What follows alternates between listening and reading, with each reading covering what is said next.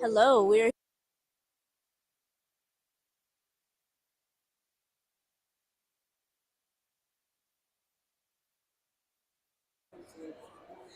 hello, we're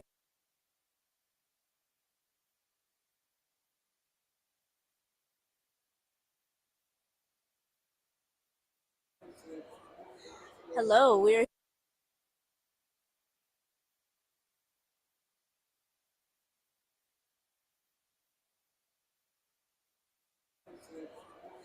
hello, we're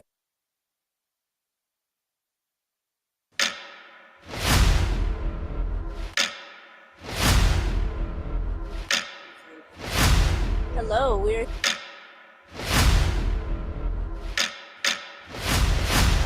Lately, it seems every passing second brings news of another climate-driven disaster. But we still have the power to turn back the clock. Harnessing the power of collective human energy, today's university students are working together to chart a new future, demanding and creating the solutions for a sustainable climate. Our focus in science, engineering, activism, and politics offers the potential of a better tomorrow for all of us. Tune in to Campus Climate Corps for news of what is and what is not happening at this year's UN Climate Conference. Prepare for a livable tomorrow with a life and career of action. Join us and become part of the solution.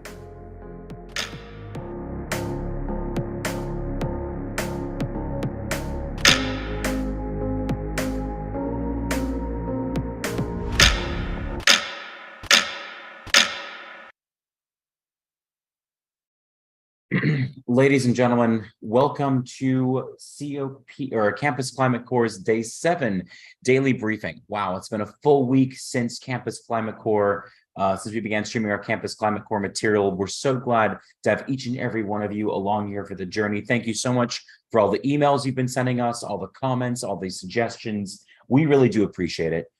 Without further ado, we're going to get started here. As many of you might have tuned in to see over the news, you know that the U.S. delegation at COP27 is the largest it's been in a very long time. We have everyone from Joe Biden attending today. We had yesterday and today Nancy Pelosi speaking, a lot of those on the Climate Change Caucus or the Climate Caucus in Washington attending today. We have some good and some bad to report. Both on folks like, the good, like, Senator or Representative Castor and Pelosi, and some of the bad, which you'll probably hear from us as well. So without further ado, we have a couple of different presentations we're going to do for y'all today. One of them being one of our very own Esteban and Michael Fiddler. They have prepared some presentations, some photos to share. So without further ado, we're going to showcase what they have to offer. In the meantime, Michael, you have some material for us today? Yes, I have a sort of set of photos. So if you allow me, I would take the floor and I'll share my today's set of photos. I allow you. Okay, I'm clicking the share button then, and now you should see the first photo. If you see, that would be the demonstration. I was, well, not just me, but all of us at COP were welcomed by. It was a pretty small demonstration. Well, here you can see the size. It was probably 20 protesters and maybe 50 people max standing by and just watching and taking photos. The thing is, well, the slogans were similar to what I have heard in Madrid and Glasgow and elsewhere, meaning what do we want? Climate justice. When do we want? Now, except that the crowd was 20 people, not 20,000 like in Madrid. So here just one more shot of the scale of the demonstration, and the activists were giving out these books or brochures, and they were also using the abbreviation AO. So first I thought they were just using it as a rhyming. What do we want? AO, climate justice. But obviously then I realized what's the abbreviation. What's the abbreviation for? I walked through some of the pavilions. It's COP is at a full swing. There are thousands of people walking by, joining various presentations, taking interviews just like us. So here would be just a little advice how to do a good interview, setting it up this way. But then I moved to the room where the House of Representatives Speaker Nancy Pelosi was delivering one of the discussion. She was joining one of the discussion. It took place in the Resilience Pavilion or in the Resilience Hub. And what surprised me most was that such an important person had her presentation hosted in such a small room. So in this hub, where hardly 50 people could fit in, that's where the presentation took place. So people were trying to get in as possible ways as they could. There was some creative ways. So this is just behind the door, photo being taken. So I asked the security guy, and he allowed me to take a photo this way as well.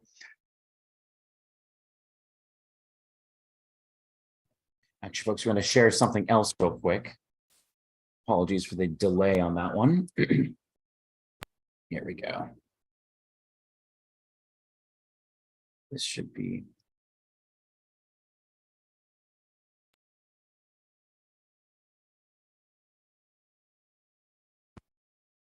So then I walked around.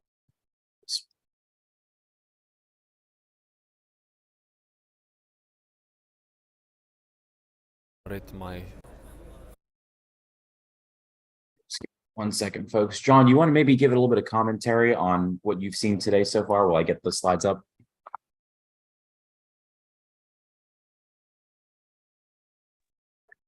Well, as you mentioned, today was Decarbonization Day, but it actually seemed more like the USA Day.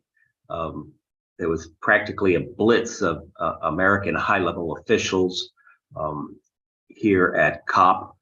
We've had John Kerry here all week doing speeches. We had Pelosi arrive yesterday with and did her talk, which I think you're going to show later on, with Kathy Castor and Domenici from Oregon. Both Castor is the chair of the Select Committee on the Climate Crisis, and Domenici, I think she's on the Science and Technology Committee. So two persons very much involved in climate activities in Congress. And then there were a total of 14 Democratic members of Congress here as part of the Pelosi delegation, and then 5 Republican members of Congress, 4 of which presented in a session at the U.S. Senate today that we'll talk more about later. Absolutely. Well, in the meantime, we do have some photos that will showcase from today's COP27 event, and then we'll get directly into that content in just a moment. I started my today's trip to COP on a bus, and I saw that the roads were very empty. I wasn't really sure what was going on, and then I realized it's Friday, so that's when the weekend starts here. I saw a flow of cars coming out of a mosque. Decided to go there and have a look, and because I came after the praying time already, the mosque was basically empty, so I had some time to walk around, look around, and get a feeling, to slow down a bit and get a glimpse of the mosque, which is very close to COP. Then I went out of the mosque and was thinking what to do next, whether just walk somewhere or go to COP. When I look towards west, that's what I saw from the mosque. When I look towards east, that's what I saw from the mosque. And this would be the third site, and this would be the fourth site. So the decision was I'll need to go to COP because there is desert everywhere on all sides only. I walked towards COP, maybe after a kilometer or so, I saw these two buildings or structures. Saw them from a bus previously, just wasn't sure what they are. And today I get a chance to step in. It's the Saudi Green Initiative. It's not within the COP premises, it's outside, but it's very nice. There are some exhibitions there. This would be hydrogen vehicles, for example.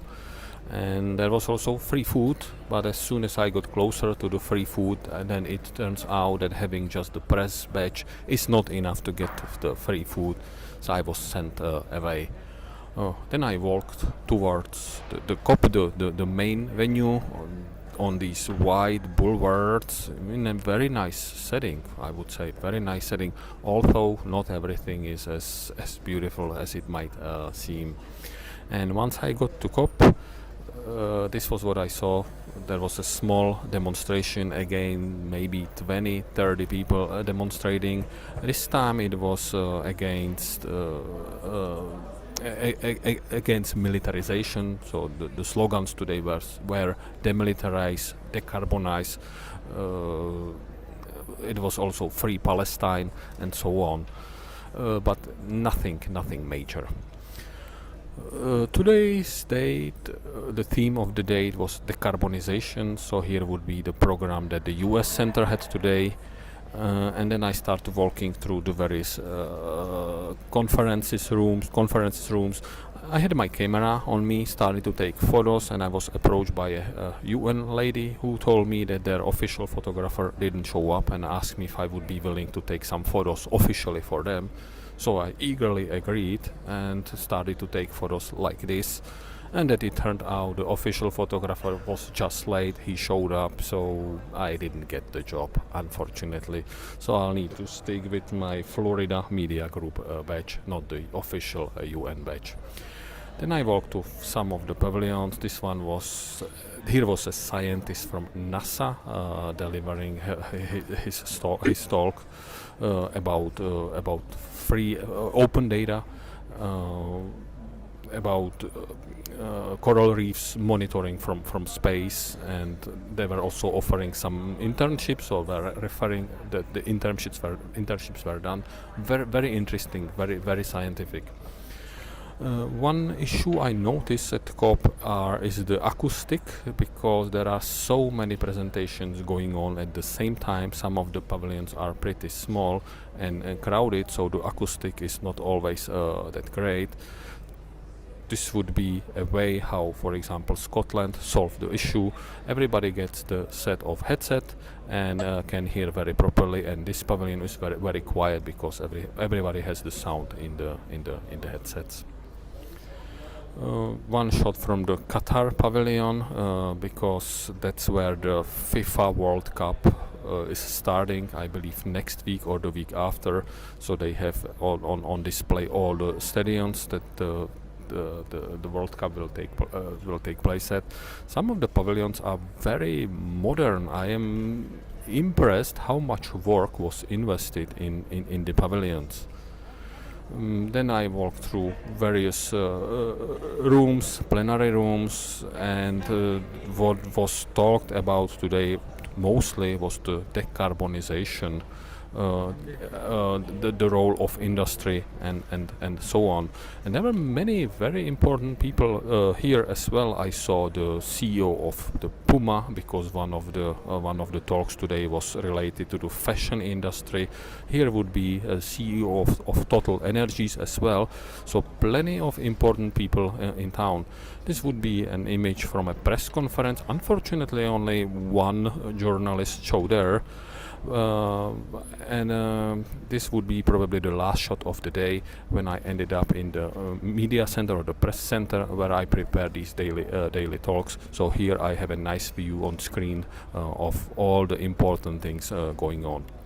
And actually, final photo of the day, when I was about to start recording my today's show, the fella on the TV started to talk, so he was disturbing me quite a lot, so I had to wait until he was done with his speech. But I'm sure you will hear about this gentleman more today. And with that being said, I'm turning it back to you. Thanks a lot, Michael. We always appreciate your insight, your photography, and your ability to get other people to ask you to take photos of them. I'm sure you do an excellent job. All right, that being said, I think we left off on a really good note, segueing directly into the big shots who showed up today for COP, including those of the Biden administration and Nancy Pelosi and the rest of the Climate Caucus. John, maybe we can talk a little bit about your experiences, what you might have seen over there right now. I mean, I noticed, I listened to Pelosi's press conference, and I did take some notes on some of the things that she had highlighted, but maybe you'd like to talk or chat just a little bit right now about your thoughts and your experiences there. Unmute though.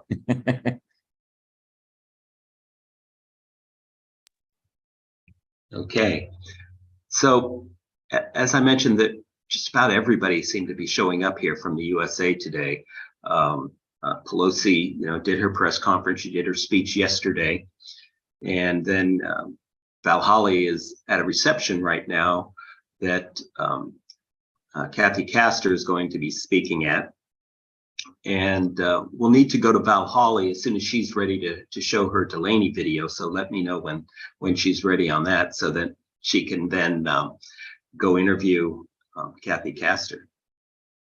Absolutely. Val Holly, if you want to showcase the interview you have. Yeah, of course. I just got it all settled. I was with a group of people at a table, all just trying to eat some dinner, so I had to move around.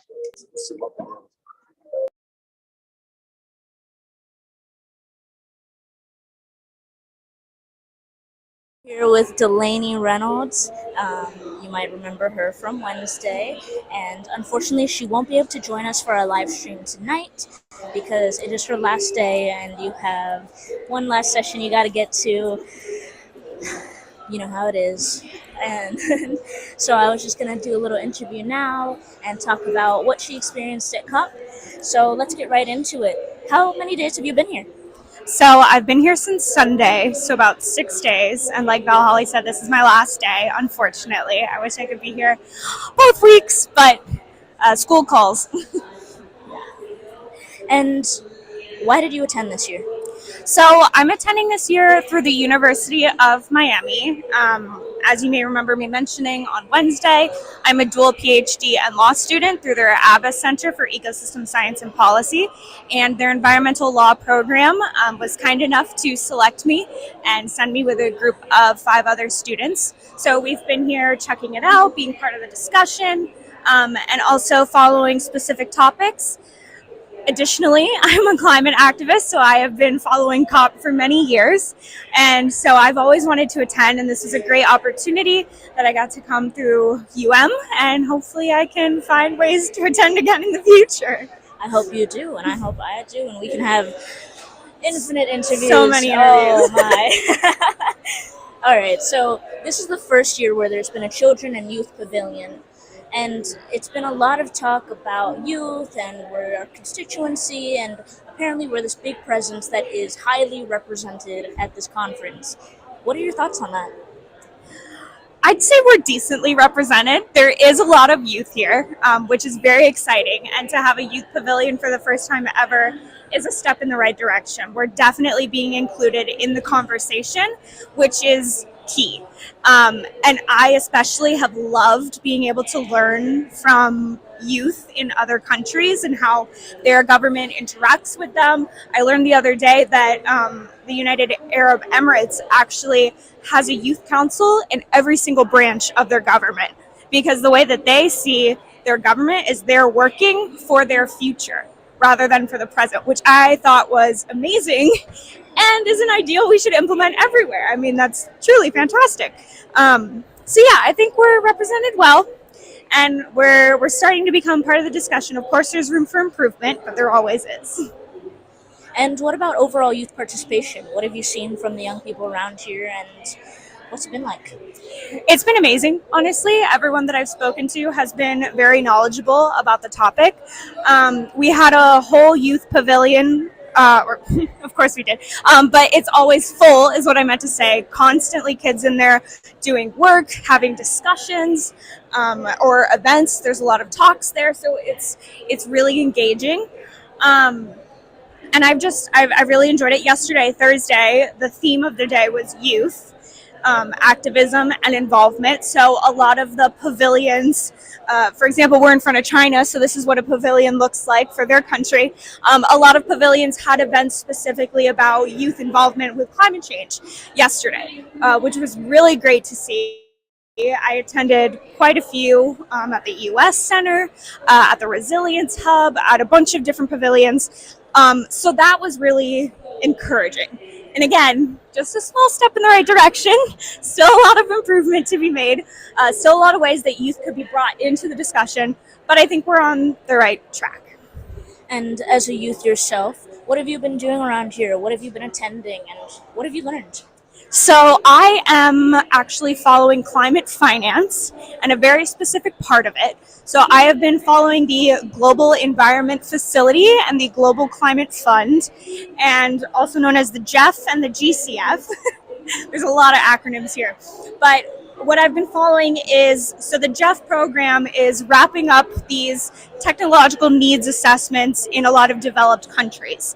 And they're looking to close the program, these developed countries. Developing countries don't want that because they haven't gotten to be a part of it yet. So they're kind of discussing how they can bring developing countries into the mix, give them the opportunity to be part of GEF, to be included in these TNAs, and that way they can use these funds to implement different solutions for climate change depending on their needs, which is what they report in the technical needs assessment, the TNA. So based on that, they can, get the proper solutions based on this big funding pot in the Global Environment Facility. So it's been fascinating. The reason that I can't be here live with you guys tonight is because they have their closing session at the same time. And I'm writing a big law review on the topic, so I gotta make sure I know what's going on. Well, that sounds amazing. Thank you so much for the information. And from what you've experienced, do you think anything truly meaningful comes out of these discussions and these international level conversations? I think that sometimes they do and sometimes they don't. The specific topic that I'm following, they've made a lot of progress.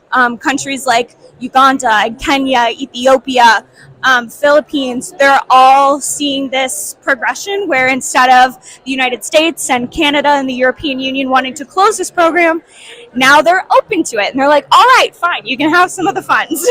you can be part of this program. So that is definitely a progression.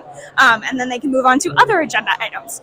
On other topics, not so much. Food security, it's not making much traction. It's not really moving forward.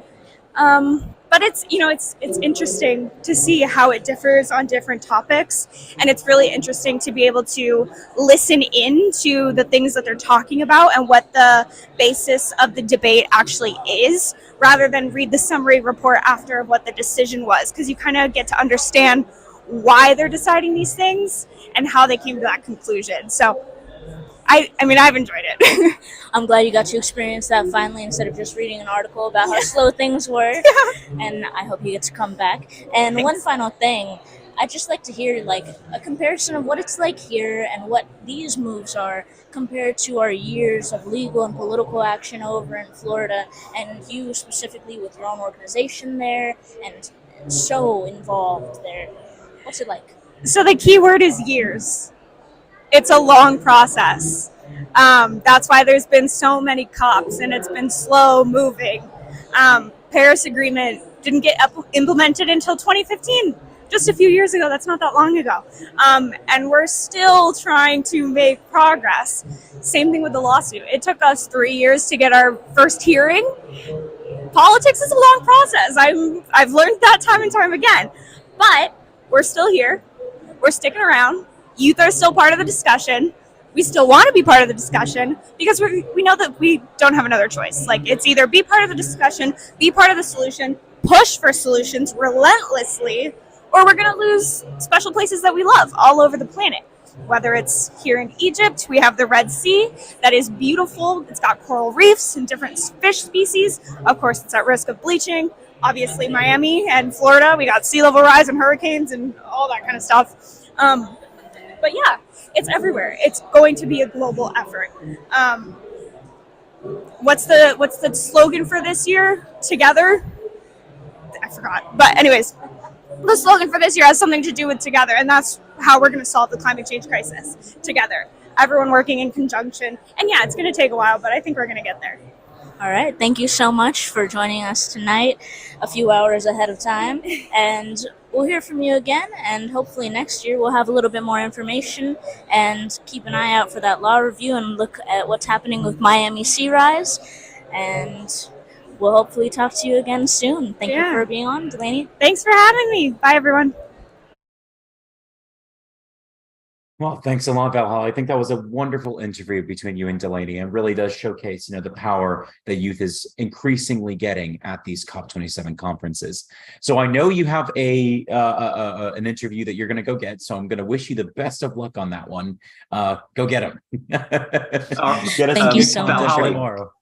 Valhalla, is it all set up? Are you going to be able to get the interview, you think? I hope so. It's a smaller event than I assumed, but Well, good. the time good. is coming up. So hopefully I'll be able to find her and figure it out. Okay, great. Looking forward to it. Best of All luck, right, Valhalla. thank you for joining, everyone. See you guys tomorrow. Yeah, be sure to tune in tomorrow. I'm sure she's going to have some excellent content that she's going to go get for you right now. Anyway, we can talk just a little bit more, I think, about Nancy Pelosi's discussions and her contributions to COP27. John, I know we had some boots on the ground for that interview. What are your thoughts so far? Well, the speeches she's been giving have been interesting in that they basically highlight some of the legislative accomplishments, particularly the Inflation Reduction Act and the funding that is allocated there to deal with the climate change. But I think you had a chance to watch her press conference this morning by video. I certainly did. I was struck remarkably how Americocentric her discussion and her topic was. To anyone who was not a U.S. citizen, you may never have known that this was a COP27 discussion, mainly because her ideas were circulating almost exclusively around the Inflation Reduction Act and how much of a significant difference it is for Americans and for the average voter to see what the accomplishments of the Democrats truly are in this respect. And she'd also brought up the ideas that, healthcare and security and Social Security were big parts of the Inflation Reduction Act. Again, to anyone who was at COP27 from a different country who attended that briefing and that interview, I don't know that they would have fully either understood or comprehended or have been the audience that Nancy Pelosi and the rest of the Climate Caucus was trying to appeal to. This was definitely something that an average American voter would have watched and understood and appreciated, or not appreciated, depending on who you talk to. But for an international conference dealing with climate change, it really didn't speak to that level or to that respect. So Representative Kasser got up on the stage and she talked about how there were many champions, all of everyone else from the Climate Caucus who had attended, they were all champions pushing forward the Inflation Reduction Act, how originally this was the Climate Crisis Action Plan, and then that eventually evolved into the Inflation Reduction Act. Then they took some time to attack Putin, took some time to address the methane pollution and America's commitment to the United States commitment to reducing their methane pollution by 30% by 2030. And then the rest of the committee also gave their speeches on their appreciation for the other members and such. So I definitely thought that this conference belonged inside of Washington. It didn't belong inside COP27. There was no attempts to talk about, cooperation with America's allies overseas. So, for example, the United Kingdom or France, or cooperation among scientists between those countries, which happens quite frequently and often. I didn't see any of that content in Nancy Pelosi's speech. Again, this was a speech for the American voter and not for an audience at COP27 who was a very international background and basis. What were your thoughts, from your perspective? Well, I agree with you that it was very U.S. centric, but you have to understand that the global audience has been waiting like, okay, when is the US going to start to address this issue within their own nation and begin to make progress towards emission reductions? So they've been waiting for us to engage fully. And this was an opportunity for the administration, for Pelosi to underscore what has been done by Congress along these lines. So I think that the global community will appreciate the action that she outlined, particularly since, it was just a couple of years ago that we didn't have a presence at a pavilion at all there in COP. But the administration change has revitalized our engagement here.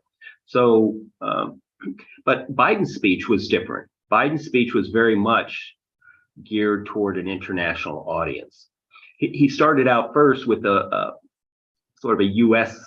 Perspective, talking about Veterans Day, how today is Veterans Day, and he recognized John Kerry, the U.S. climate envoy, for his service and decorations. I think he had earned a Silver Star and a Bronze Star during his military service.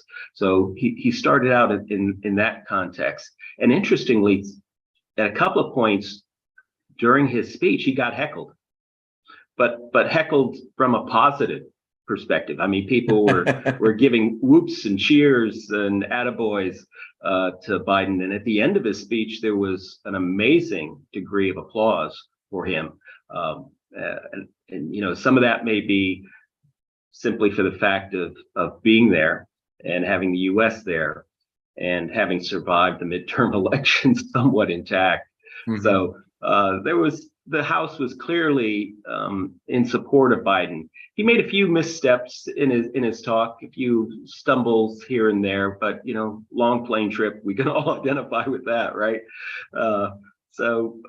He talked about, you mentioned the methane. He spent some time talking about the methane, which is described. Let me see if I can share screen here a little bit.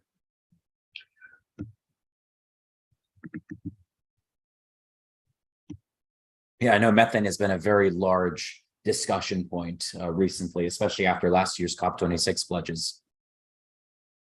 Yeah, so Biden was standing tall and proud, and he also talked about the first legislation that he ever offered on climate change, 1986. So 36 years ago, he unsuccessfully offered his first piece of legislation to address climate change. So that sort of puts it in perspective. He received cheers, but it was basically cheers from the international audience. Finally, the U.S. is engaged to a certain extent, maybe 36 years after it should have begun. But we got to do all we can now. And he outlined what the White House, what his administration was doing on this front. And his comments closely paralleled an announcement that was released on the White House webpage. And you can go visit it there and read all the details. This morning, there were two of them. They split them in half. One announcement was regarding his comments or his various initiatives that he was going to discuss here in Egypt. And the other one was focused pretty much exclusively on methane. But this announcement that's up now kind of combines the two. One of the things he talked about, like Nancy Pelosi, was the Inflation Reduction Act. He talked about the Infrastructure Act and some of the climate measures in it. And then he talked about the Kigali Amendment to the Montreal Protocol. And honestly, I'm going to have to look that one up to fully understand what that's about. He spent a lot of time focused on Africa and the Pacific Islands and some of the contributions the USA is going to make to some of those funds. He was talking about 100 million here, 150 million there. But when you compare that to the Inflation Reduction Act of, $36 billion a year, the orders of magnitude are hugely different. So there's a lot of room for improvement on the US front with these relief measures for adaptation and dealing with the climate crises in the developing nations. But to his credit, he talked about the funds that are being provided to both Africa and the Pacific Islands. He also talked about how he is implementing a requirement for all U.S. agencies to report their progress towards the emission reduction goals set by the administration. And then he went into the methane, and he talked about the EPA rules. The EPA is going to be implementing rules that try to get a handle on these methane emissions from the oil and gas industry. And previously, the inspections only applied to the large facilities, but now EPA is extending that to some of the smaller facilities. So they see an opportunity to ratchet down the escaping methanes from the oil and gas facilities. He also talked about satellite data, sharing these data that remote sensing offers to track methane emissions and sharing those data with other nations. So that should help these other countries also get a handle on the methane issue. He interestingly, something I hadn't really expected, and this may be the biggest news included in his speech, SMRs for Ukraine, small modular nuclear reactors for Ukraine. That is incredible. I did not see that coming. So I don't know how they're going to do an end-around run on the facilities development or what the timeline is on that, because it's my understanding that, you know, the Department of the Army is implementing their first SMR test project out west at the facility.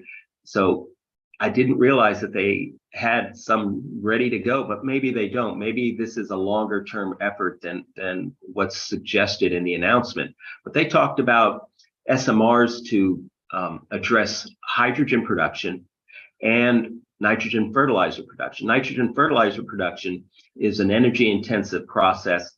And it's interesting. I actually had some communications with someone on this topic, and I don't think I should discuss it too much, but we had discussed this very subject of nitrogen fertilizer production. You know, Russia produces much of the world's nitrogen fertilizers, and therefore food production, not only direct food exports from Ukraine and Russia are important to global food supplies, but the nitrogen and I think potash fertilizer exports from Russia are essential to food production throughout the world. So this project to use SMRs to produce nitrogen fertilizers in Ukraine seems quite revolutionary, in my opinion. He also talked about agriculture in other respects, some of the technological aspects of how technology can be used to bring down carbon emissions and improve overall efficiency of production systems. And interestingly, the Republicans in their talk, which I'll go into more detail later on, raised this same subject. I think a congresswoman from Iowa discussed that. And so on the conservative members, on the Republicans, I'll shift gear over to them now from Biden. This was the first time I had seen Republicans doing a climate talk here at COP, and it was offered by the Conservative Climate Foundation. So it was in the U.S. Center, which means it was approved by the Biden administration. So the Biden administration is at least making an effort to be bipartisan in its approach to the climate crisis and in offering this opportunity to them. And it was, I think, four of the representatives from the Republican Party. And the first was Graves from Louisiana. And you, Rock, you may remember him from the select committee meeting that we attended back in April. Mm-hmm. This discussion, many of the points raised in this conversation closely paralleled what we witnessed in the select committee on the climate crisis. And it's very much a back and forth, a punch and counter punch between the Republicans and Democrats on this issue. And he talked about how the USA has led the world on climate reductions over the past 17 years. And I think that's perhaps a somewhat skewed measure on climate reductions, given that the period we're talking about that many years ago coincided with an economic crash in the United States, and of course, energy consumption and emissions decreased during those recession years. Absolutely. So that was somewhat disingenuous, but true. But his priorities for energy, as he articulated them, were one, that energy supplies must be affordable and they must be reliable. And then they should also be clean, but they should also be exportable. And we needed to have secure supply lines, supply chains for whatever energy sources we were relying upon in our own nation. And he also talked about the need for new energy. He said that, economic growth is going to dictate that we need 50% more energy than we're currently producing. So he's of the opinion that the fossil fuels still need to be part of that mix in a big way. And this kind of ties in with the presentation I saw at the Kuwait exhibit, where they were connecting fossil fuel production and combustion for power, and then immediate carbon sequestration, carbon capture and sequestration at the site of production. So I think Graves was thinking along those lines. And then there was Representative Curtis from Utah, and he spoke, and he was quite proud of the fact that he had created the Conservative Climate Caucus in the U.S. House of Representatives. And he said that it is now the second largest caucus among Republicans. So that's quite significant. So whereas they may not discuss it openly and support the most progressive legislation, it's clear that Republicans in the back of their mind know it's a serious crisis and are thinking about it. But politically, they're still not prepared to take steps and bite the bullet in enacting measures that are required to properly deal with it. And then another representative who you remember from the select committee hearing, Crenshaw from Texas, he criticized the use of biofuels as being not very energy effective, and that's true. Biofuels have a place, but often the way they're produced leads to considerable greenhouse gas emissions, and they can be of questionable value. He also criticized the use of Russian fossil fuels, basically saying that the US and other nations were substituting their own energy production with imports from Russia. And of course, the Ukraine war has curtailed much of this, but this is something we've heard him express before in the committee hearings. He also he criticized solar panels because they were produced in China, which is largely reliant on coal power plants. So, we've had some discussions about that, about the break-even point on solar panels, even if they are produced with fossil fuels, at what point they begin to generate emission reductions.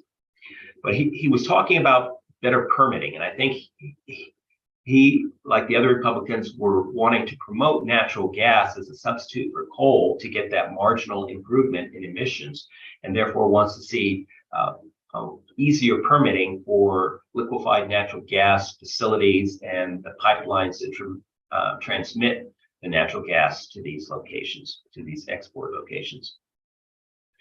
And he criticized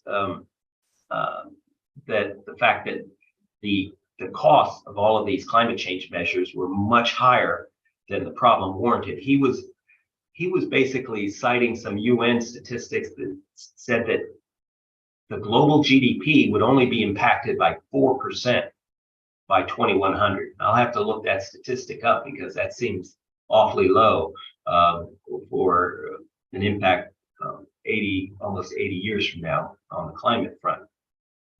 But he was basically downplaying the overall significance of the issue. And then Representative Miller from Iowa talked about the agricultural aspects. She talked about promoting the planting of trees as one way to address the climate crisis. And then talked about precision agriculture and its role in reducing pesticides and fertilizer use. She talked about biochar. She also talked about ethanol. And we all know that ethanol is questionable as far as its energy budget.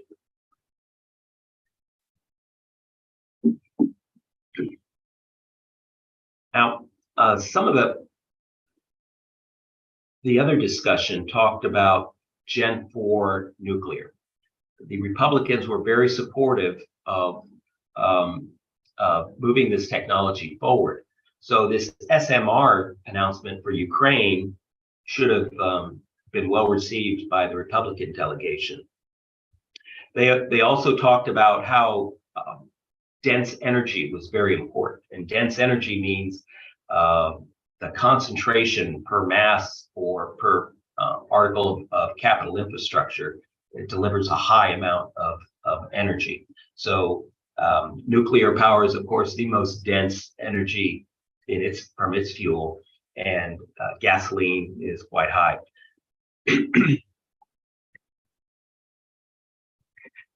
And they closed the session with sort of a softball question from the Citizens Climate Lobby. And CCL has long tried to get Republicans to sign on to their carbon fee and dividend proposal, but they never have. So CCL is still working toward it. And as you may know, the only Republican to have signed on to that actually lost his race. Excuse me. In several years ago, and that was Representative Francis Rooney from Southwest Florida. So they wrapped up the session, but it was good to see the Republicans there making a contribution, even though it just sort of paralleled the debate, the hostile debate that's been going on in the Select Committee for the Climate Crisis over the past couple of years. I agree. It was very nice to see them in attendance at the event, although I did notice there were some Republicans last year at COP26, although they weren't nearly as strong of a presence as apparently they are this year. I don't think Representative Crenshaw was there last year. I could be mistaken about that. But I am glad to see that they're actually in attendance. Excuse me. So moving on, I think that Pelosi's talk and Biden's talk were really crucial and important to showcase the Democrats and their movement forward, whereas Biden tried to do more of an international wrap up. I'm glad to see that was taking place in the the larger stage. But John, what do you think about Pelosi and her interaction with the Republicans at COP27? So I noticed that a couple of times she did take a couple of pot shots at Republicans over during the conference time. Especially their refusal and their lack of commitments with regard to the climate crisis. I don't think I don't remember her talking very much about their dependence still on fossil fuels. I am glad to see that they are coming around with regard to nuclear, though. Do you have any thoughts on that? Well, I think maybe that's one area where the two sides can agree on nuclear. I'm not sure the general public is on board yet. I think there's going to have to be a lot of education, and there's going to have to be some demonstration projects, because on the international front with Russia and Ukraine, we've seen how nuclear facilities can be put at risk. So that's going to be a difficult one to overcome. But I don't think there's any reason for Pelosi to hide the fact that they've been battling on climate forever. I mean, right there at University of Florida, you have a Republican senator nominated to be the new president of the university.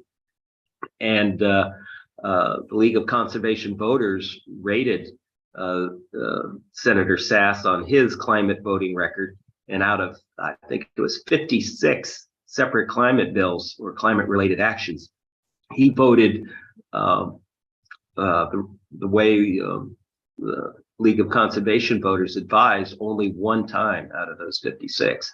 So there's a solid foundation for debate and controversy between the parties on this issue.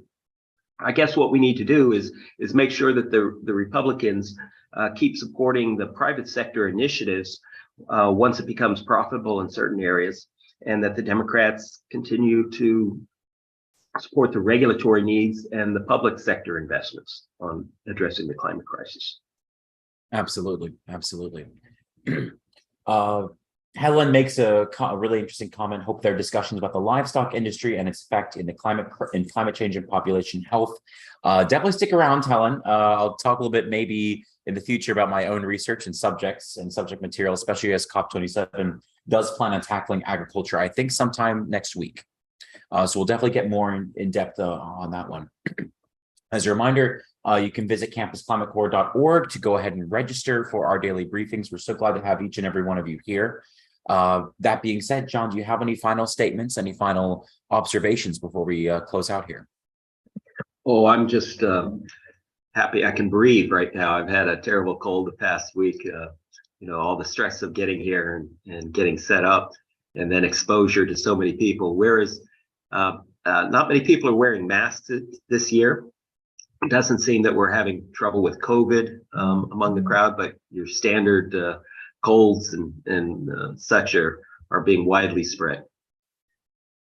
But we'll get through it. Hopefully we spread the dream of fighting climate change faster. That being said, thank you all for tuning into today's daily briefing, our 7th daily briefing. Please tune in tomorrow for our 8th daily briefing. Hopefully have some more content for you as our troops on the ground, Valhalla, Esteban, Dr. Capiz, and the rest are all getting the content that you deserve and you want to see. If you do have any suggestions, comments, concerns, please feel free to email us. More than happy to go over anything that you see or anything that you'd like us to cover over the next few days. COP27 goes into week 2. So stay tuned, folks. And from Sharm el Sheikh and Gainesville, Florida, we're signing off. See you, folks.